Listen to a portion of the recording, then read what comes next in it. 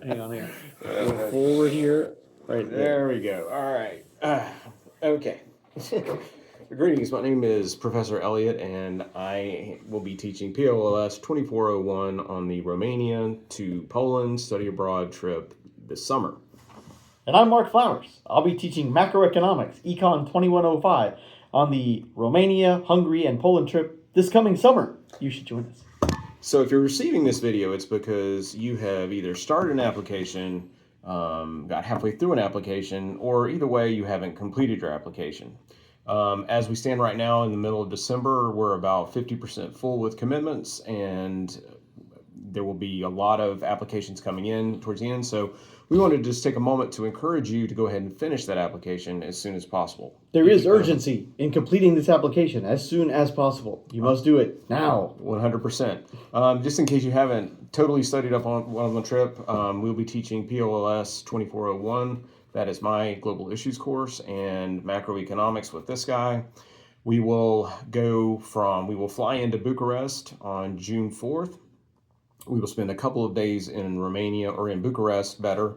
Like the interrupting cow from the knock knock joke, I'm going to interrupt and say, we're flying out of Atlanta on June 3rd and landing in Bucharest on June 4th. Correct. All right, so after a couple of days in Bucharest, taking tours on communism and going to the House of Parliament, we are going to take a short train ride to Brasov, which is where we will see Dracula's Castle and Palish Castle, and you'll eat some amazing sausage and some other amazing food, and if you like vegetables and fruits, they have amazing fruits there as well. Awesome. And then from there in Brasov, we're going to take an overnight train all the way to Budapest. Yes. I had to think about that for a second. Where we will spend a few days exploring Budapest and studying, and at least for my class in particular, we'll be focusing on democratic erosion in Hungary and what they've gone through over the last decade. We will take a river cruise, which was a highlight of the trip last year, before we take one more night train to Krakow, where you'll also get to study more political science issues, like at the place of huge fame Auschwitz from World War II. And but back to Budapest for a second, because we'll actually still be in my class for economics studying communism and other communist type situations there, so you can compare and contrast communism with capitalism. And also in my class, we'll be constantly dealing with the themes of democratic erosion and the legacy that communism has left over time in these three wonderful and extremely interesting countries.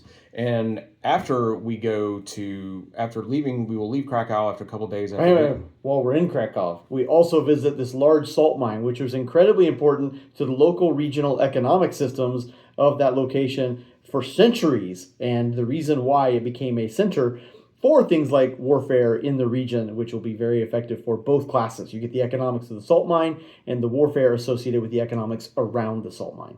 Absolutely. And all this, and throughout the entire trip, you'll get to experience just the various cultural differences between Romania and Hungary and Poland, but also be able to explore the cities on your own after we're done with classes and activities for the day. Last but not least, we're going to take a 3-hour... Was it 3 hours? Yeah. I think it's about 3 hour ride. About 3 hour ride to where we finish up the trip in Warsaw. On a really nice train. The trains in Poland are really nice. The trains are really nice.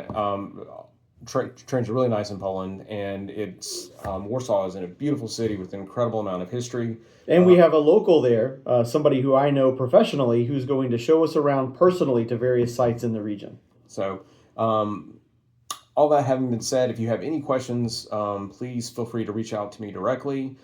Just so you know, once you finish your application and the application goes to what we call PD, awaiting PD review, that is Program Director Review, I will then, once I get that notification, I will reach out to you directly via email or phone or text, depending if you provided that information on your application. We need to set up a brief interview because we are interviewing all applicants on a personal level before accepting them in the program. So you won't just be automatically accepted, and we can do this virtually, we can do it in person, but the deadline for applications is coming up in February, and spots are filling up. So we hope to hear from you soon, and if you have any questions, please reach out to us. I'm Patrick Elliott. This is Mark Flowers.